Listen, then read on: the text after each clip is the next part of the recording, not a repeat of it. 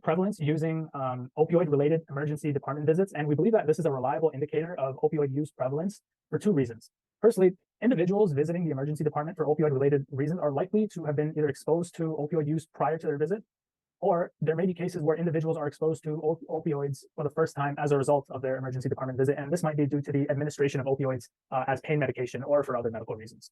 Therefore, if we look at the number of opioid-related ED visits in 2022, we can see that there were 1,225 cases between adolescents and young adults, 7,073 cases for adults in their mid to late 20s, 30s, and early 40s, and 2,932 cases for older adults in their late 40s, 50s, and early 60s. Taking these exact statistics, we calculated prevalence to be 162.6 cases of opioid use per 100,000 adolescents and adults in Ontario.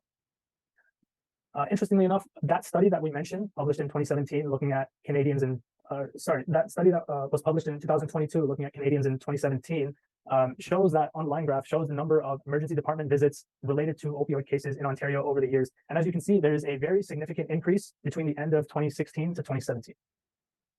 Now, unlike prevalence, incidence is meant to measure new cases within 2022.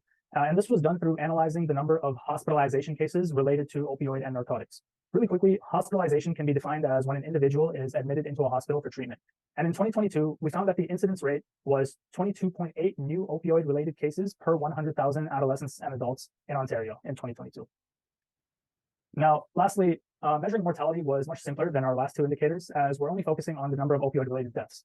One thing I think is worth mentioning is since 2016, there have been more than 30,000 Canadians who have passed away from an opioid-related incident, mainly overdose.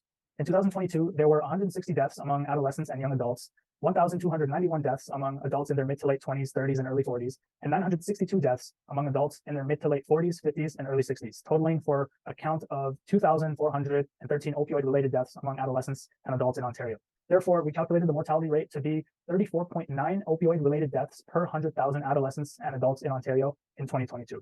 Now, before we move past mortality, I think there's one very significant issue that we want to shine a light on.